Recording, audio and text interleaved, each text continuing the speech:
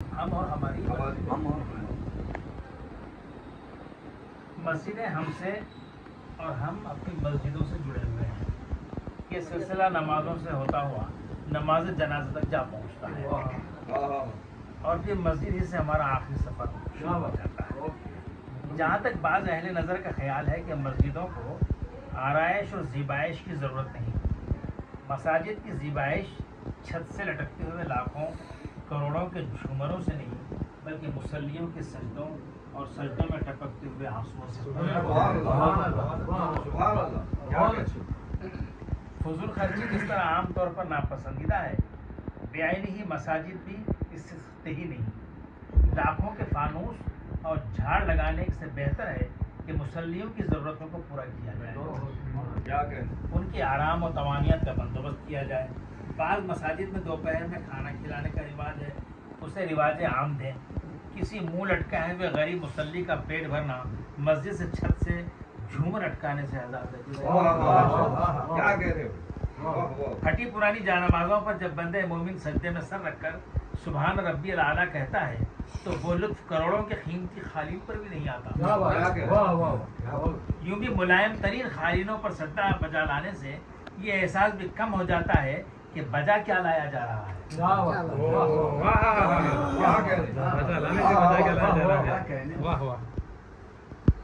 ایک عجیب سا تکلف پیدا ہو جاتا ہے. مساجد میں قیمتی اشیاء کی بدولت مساجد بند کر دی جاتی ہیں اور اسے دیر آمد نمازیوں کو بہت تکلیف ہوتی ہے. ایک شریف مسلمان جب نماز پڑھنے کے لیے مسجد کا رخ کرتا ہے تو جب مسجد کو بند پاتا ہے تو اسے روحانی تکلیف پہنچتی ہے. اب وہ مسافر کہاں جائے اور کہاں نماز پڑھے. ارباب مجاز کو چاہیے کہ مسجد کے بیرونی حصے کو جہاں ڈولا تخت غسل وغیرہ رکھا جاتا ہے اور دو چار اٹیچ جمازیں بچھی ہوئی ہوتی ہیں ہمیشہ کے لیے کھلی رکھی جائیں تاکہ کلمہ کو آرام سے کسی بھی وقت طہارت اور وضو کی تمہیدات سے فراغت کے بعد نماز پڑھ سکے اور چلو نکلو کی مکروہ آواز کا خدشہ بھی نہ رہے.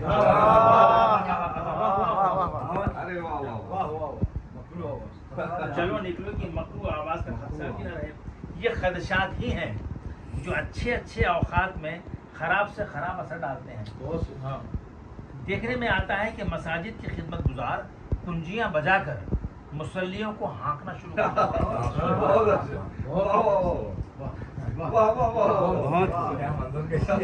کنجیاں بجا کر مصلیوں کو ہانکنا شروع کر دیتے ہیں.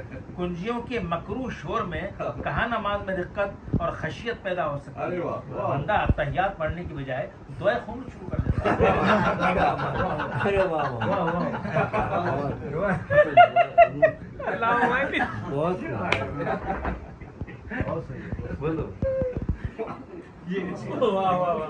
چھوٹی ضرورت اور بڑی ضرورت کے لیے دروازے ہمیشہ کھلے رکھے جائیں.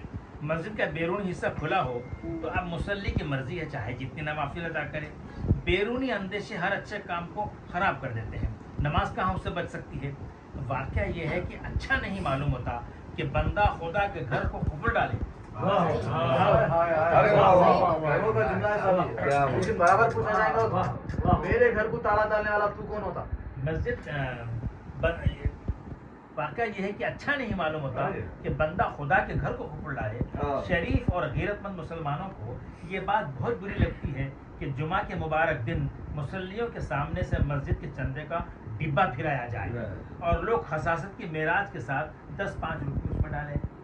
یہ تو بڑی زیادتی ہے کہ جس پروردگار عالم کے حضور ہم اپنے دامن بچھاتے ہیں اس مالک ہر دو جہاں کے گھر کے لیے چادر بچھائی جائے. ہونا تو یہ چاہیے کہ مسجد میں چندے کا دھندا ہی ختم کر دیا جائے. کوئی ایک دولت مند رئیس اور متدین مسلمان مسجد کے سارے انتظامات اپنے ذمہ لے لے. ماشاءاللہ مسلمانوں میں کروڑ پتی حضرات بحمد اللہ تعالیٰ کافی تعداد میں پائے جاتے ہیں. مزید برآں ان میں تمدن اور تدین بھی پایا جاتا ہے. حمید اور خطبے کے لیے کوئی مرفع الحال مقرر بلا معاوضہ اپنی خدمات پیش کرے اور اختلافی مسائل کو ہوا دینے کی کوشش نہ کرے. اختلافی مسائل کو ہوا دینے کی کوشش نہ کرے. خطبہ اتنا طویل نہ دے کہ لوگ دوسری مسجد کی تلاش کرنے پر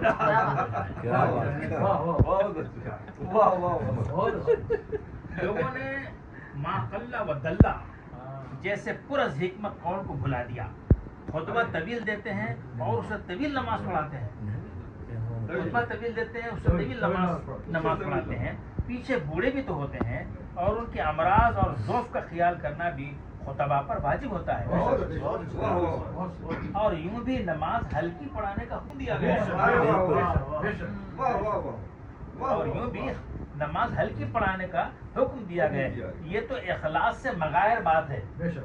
یہ تو اخلاص سے مغائر بات ہے کہ تنہا نماز پڑھیں تو سورہ اخلاص اور امام بنے تو سورہ رحمان. کیا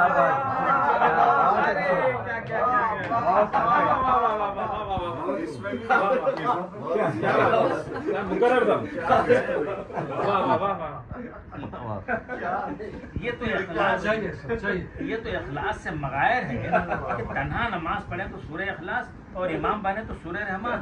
جمعہ کے روز کرسی نہ ملنے کے سبب ضعفاء کھڑے ہو کر نماز پڑھتے ہیں اور جلد استفراغ چاہتے ہیں.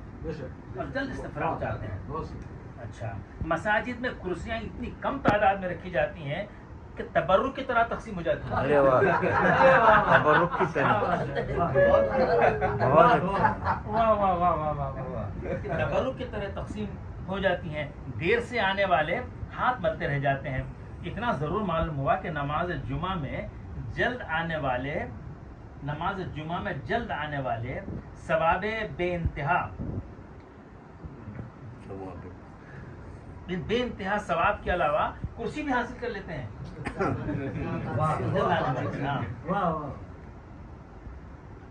جمعہ کے روز یہ کراہت خیز منظر بھی دیکھنے کو ملتا ہے کہ لوگ دیر سے آتے ہیں اور لوگوں کی گردنوں کو پھلانگتے ہوئے پہلی صفوں میں گھسنا چاہتے ہیں.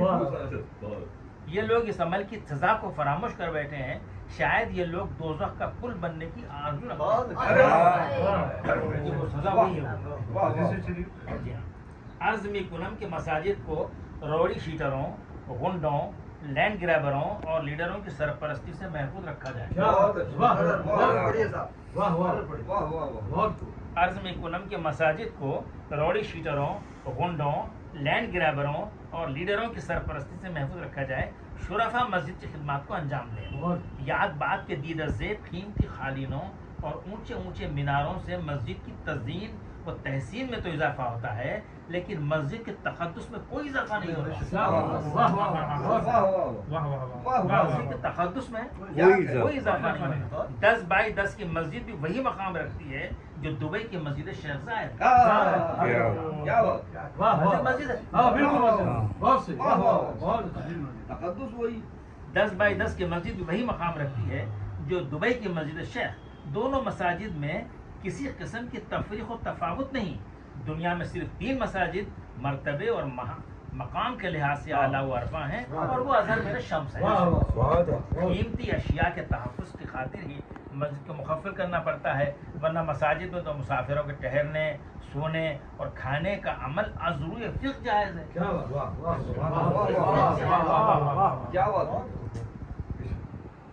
اب تو ہر مسجد میں ہر طرف کیمرے لگے ہوتے ہیں. کسی چیز کے چوری جانے کا سوال تک نہیں اٹھتا.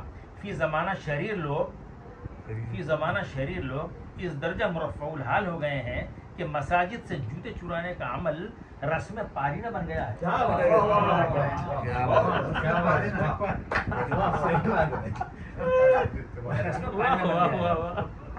اب کوئی کسی کے جوتے میں پاؤں ڈالنا تو کجا ہاتھ بھی نہیں لگا.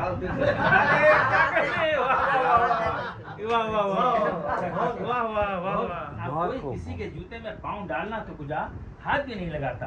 چوری کے ڈر سے جوتے چھپا کر رکھنے کی تراکیب انقا ہو گئی. جوتے فی زمانہ مساجد کے خانوں میں جو رکھے جاتے ہیں وہ بلحاظ تعدیب رکھے جاتے ہیں، بوجہ تحفیظ نہیں.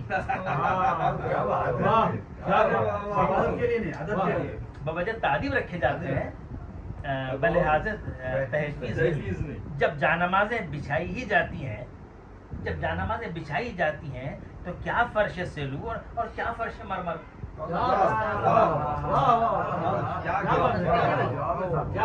جب نمازیں بچھائی ہی جاتی ہیں کیا فرش سلو اور کیا فرش مرمر. ہمارے رسول نے تو ٹپکتی چھت کے نیچے کیچڑ میں نماز ادا کی ہے.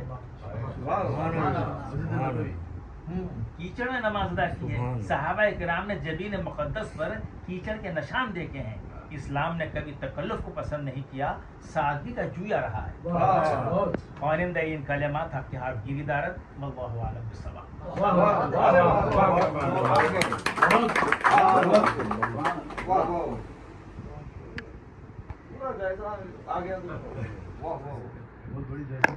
ایک تو نماز میں جو ہے بعد نماز کے دعا بھی طویل ہوتی، اور پھر اس میں جو ہے کئی لوگوں کے نام ان کے بلدیت کے ساتھ. اور یہ بات اخلاص کے مغائر ہے کہ خود تنا پڑے تو سورہ اخلاص دارالسلام میں میٹنگ ہوئی تھی ہماری 12 ربیع الاول کی، تو میں چل تو آپ کو سننے آئے. ہم تو سب سنتے رہتے، آپ کچھ تبرک